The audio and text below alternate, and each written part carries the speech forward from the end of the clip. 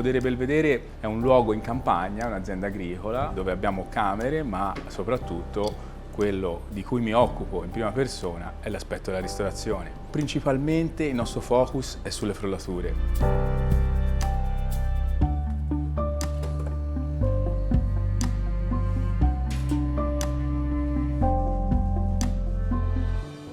Un lavoro fatto con l'ASL è quello della gestione dell'animale con la pelle e anche stiamo approfondendo il discorso dell'utilizzo delle muffe. Tutto deve essere minuziosamente controllato, spiegato e gestito. In questo modo riusciamo ad avere un bellissimo cinghialino come questo, tenerlo e conservarlo per diversi tempi, come era una volta nei dipinti anche del Settecento. Si vede gli animali di selvaggina sono con la pelle. Questo è un cervo che ha 11 anni, una bestia colossale, questa è una coscia, questa è la sua costata, daino melanico di 3 anni, pecora di 8 anni, solo alimentazione erba, macellata e lattazione, dato veramente molto significativo. Qui abbiamo una vacca vecchia di 12 anni, frollatura da maggio, però con l'umidità, come facciamo noi le frollature, si mantiene in maniera splendida. Il cosciotto della pecora e la presenza del grasso che ci ha ispirato a fare il prosciutto, abbiamo lasciato la pelle rasandola benissimo. Una parte importante sono l'aspetto dei salumi.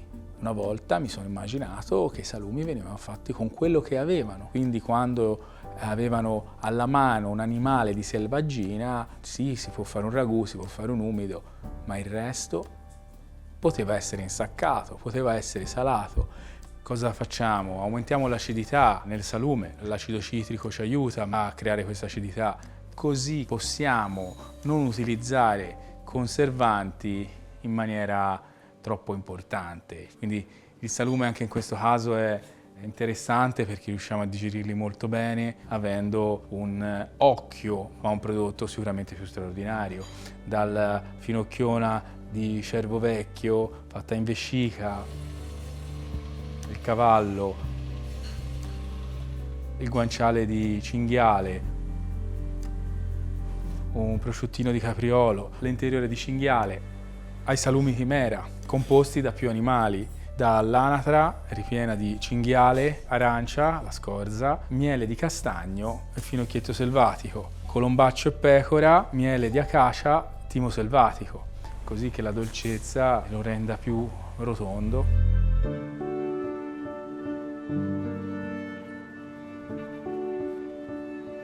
Sono un viaggio in degustazione a sé, ogni singolo affettato. Si va a fare una cucina che va in queste due direzioni e queste due direzioni si incontrano.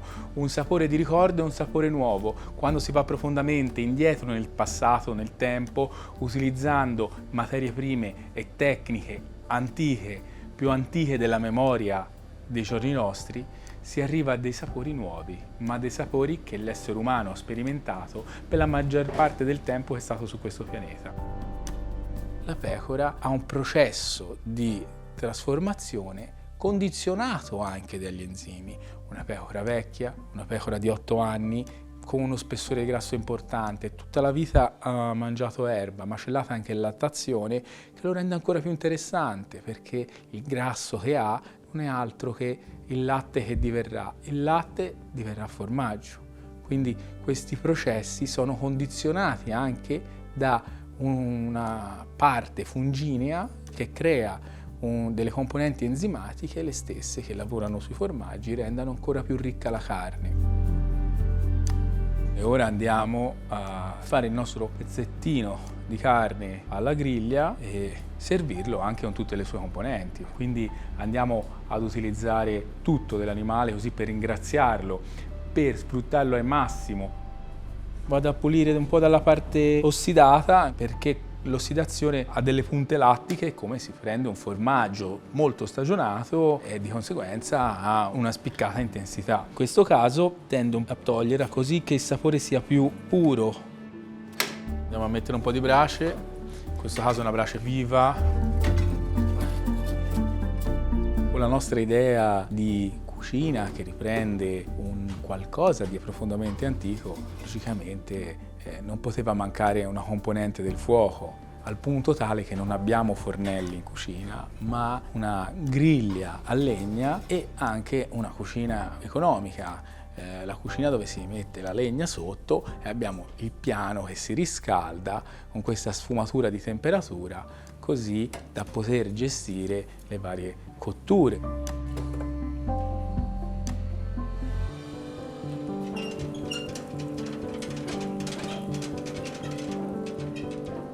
Andiamo sulla griglia, non troppo vicina. In questo modo, non essendoci più presenza di idratazione, avremo una arrostitura abbastanza veloce. Il mio interesse è anche quello di fare entrare il calore dentro, un pezzo piccolo, un pezzo da degustazione, quindi c'è da gestirla bene perché voglio che sia arrostita ma che il grasso si sia scaldato dentro. Il tono che poi prende è quello dell'olio che cade sul brace e fa questo punto di fumo acuto che è interessante ma va gestito.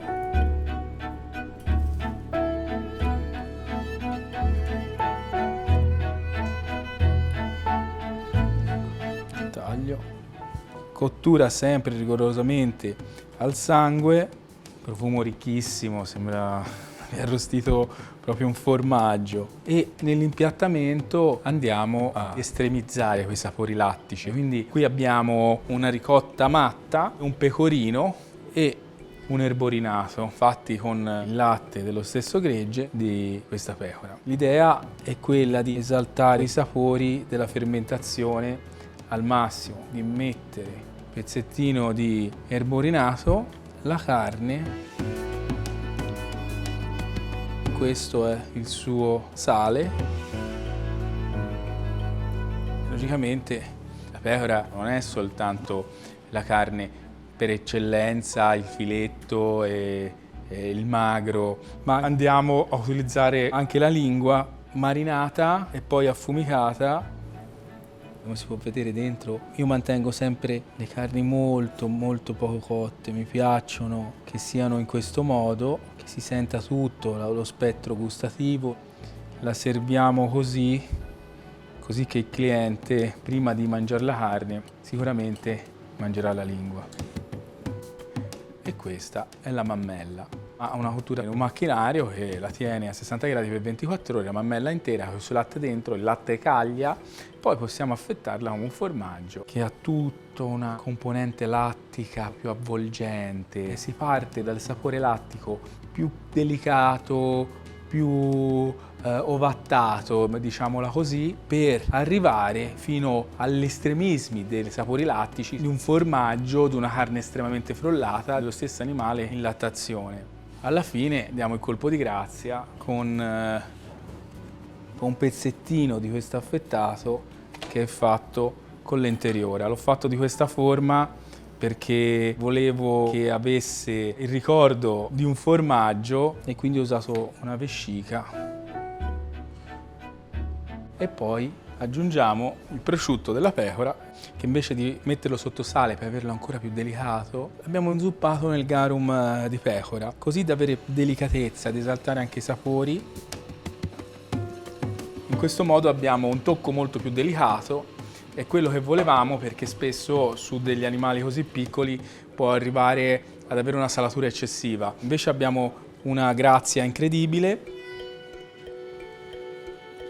Un piatto interamente di pecora, una costellazione di rispetto dell'animale ma anche di valorizzazione di determinati sapori senza intromettere nessun altro ingrediente ma andare a sperimentare questo sapore nettamente, che è una cosa meravigliosa, non si dimentica.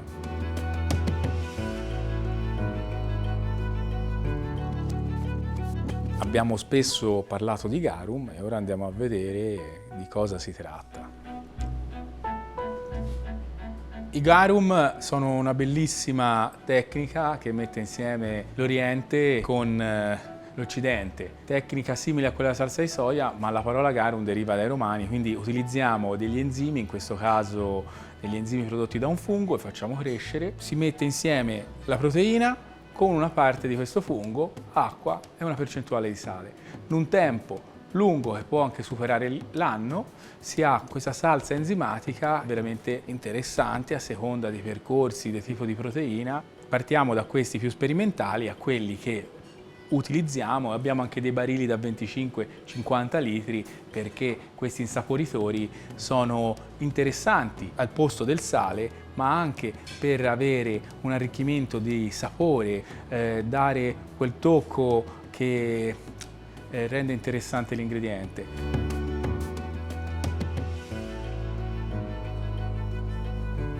Ora andiamo a vedere quello che per me è il re del cielo, il colombaccio. Io lo reputo un animale gustativamente incredibile perché sono stato, allevato con i piccioni di mio nonno e proprio per la difficoltà a ritrovare quei sapori mi sono fatto mio il colombaccio, un animale che, a differenza del piccione, un animale che ha volato con carni più intense ma molto eleganti. E anche di questo animale andiamo a utilizzare quasi la totalità. Logicamente le piume le buttiamo, però per il resto andiamo a utilizzare il petto, l'interiora, le zampe, le carcasse e l'intestino. Dopo averlo spiumato si passa un po' di fiamma, si va a staccare bene il petto, si prende più carne possibile, si segue la coscia.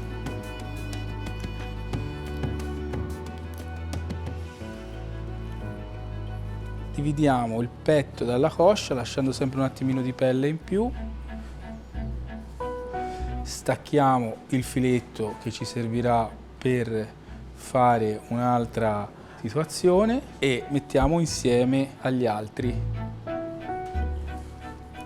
Ora procediamo alla cottura di tutti gli ingredienti, a tutti i passaggi necessari per realizzare il nostro piatto.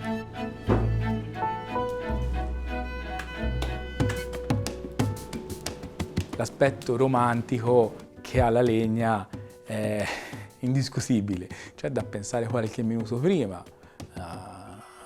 al bisogno di temperatura della piastra che è sopra il fuoco. Andiamo a cuocere il petto, il colombaccio, sulla piastra.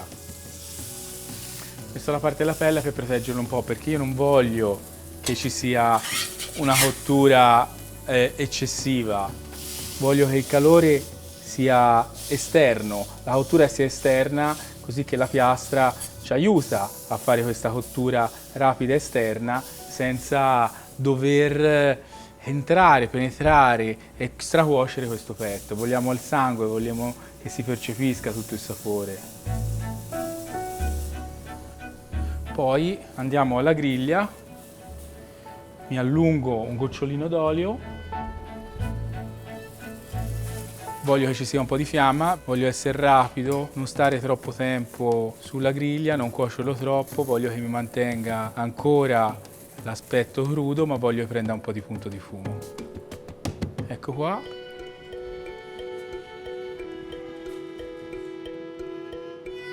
Perfettamente come lo volevamo, con questa sfumatura. Non eccesso di cottura, molto bello. Mettiamo un pizzico di sale, questo mix di spezie di ispirazione al Garam Masala, che secondo me lega molto bene con la parte arrostita del colombaccio. Con questi avanzi qui ci facciamo uno spiedino che vado a laccare con questa salsina qui, che non è altro che miso di ceci e succo di limone, e lo riappoggio sulla brace. Questo è il cuore, il fegato, e si va anche qui sul fuoco. Poi mettiamo nella parte centrale sugo fatto con gli stomaci del colombaccio, andiamo a mettere il petto sopra, aggiustiamo un po' e rifiniamo il petto con dell'olio all'alloro. Andiamo a prendere il nostro spiedino, quello con i petti, il miso di ceci e il succo di limone, questo di cuore e fegato, qui ci mettiamo un pizzichino di sale, lo infilziamo con un rametto di salvia fritto e chiediamo al cliente di mangiare la salvia e poi di mangiare il fegato e il cuore, che è un tripudio all'amaro. Mentre lo spiedino con i ritagli del petto che andiamo a servire con la parte un pochino più cotta. Il filetto verrà marinato per pochi secondi con del garum di colombaccio. Andiamo rapidamente alla griglia, vogliamo proprio che si scaldi.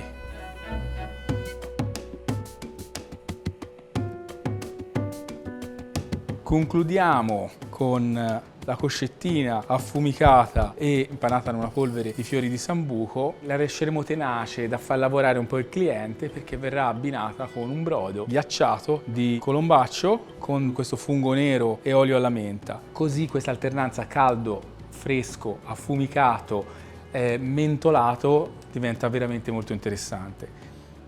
Il filetto, l'interiora, il petto e la coscia, quando si prende l'animale e si cerca di esaltarlo con parti al sangue, parti arrostite e fare un viaggio attraverso questo animale così piccolo ma così grande e complesso. E in ultimo andiamo a vedere un animale a cui sono molto affezionato, l'anguilla. L'anguilla è un animale grande, cioè di età importante, come tutti gli animali che cerchiamo di utilizzare, perché ci piace tirar fuori dei gusti che siano netti, che siano ricchi. Ora qui Davide va a eviscerarla. Testa e coda li utilizzeremo per il garum. Fatto questo processo andiamo a frollatura. Un percorso che dura una ventina di giorni massimo, dove l'anguilla andrà a ammorbidire le sue carni, leggermente concentrarle e così con questo percorso di qualche giorno di ammorbidimento abbiamo una carne più compatta, anche sulla griglia risponde meglio dopo la cottura e anche più distesa. Andremo a porzionare con degli stecchini così da tenere ben disteso il filetto.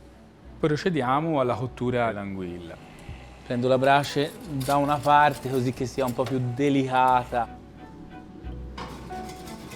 Andiamo sulla griglia, la parte della pelle verso la brace, cerco l'altezza giusta. Una cottura lenta, la brace è delicata in questo caso, non è proprio viva, con dei tempi che possano andare fino ai 15 minuti abbondanti per avere una cottura idonea. La carne non si sfalderà, ma rimarranno tutte le sue falde ben unite. La pelle con il calore perderà grasso e diventerà biscottata, croccante. A questo punto andiamo a girare l'anguilla e avvicinarla alle braci in maniera importante. Possiamo andare a prenderla, ci piace, le grane sono belle unite, la pelle è croccante, si sente proprio l'effetto biscotto del coltello.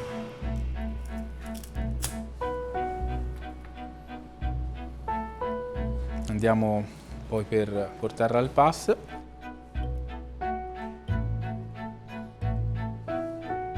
Questo qui è il nostro garum fatto con la testa e con la coda dell'anguilla, quindi andiamo a recuperare tutto e insaporire l'anguilla con se stessa. Un condimento pulito, non vogliamo complessità. Andiamo a impiattare i due bocconcini dell'anguilla. Questo è il brodo fatto con le reste affumicate. Un pezzettino di fegato dell'anguilla. Riponiamo piatto sopra. Poi abbiamo il nostro wasabi, in questo caso mela, senape gialla e nasturzio. Perché?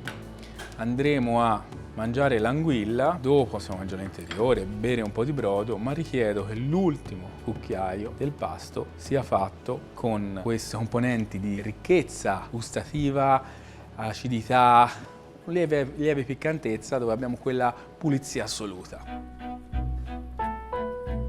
Questa è una breve illustrazione di quella che è la mia idea, la mia continua ricerca nella cucina.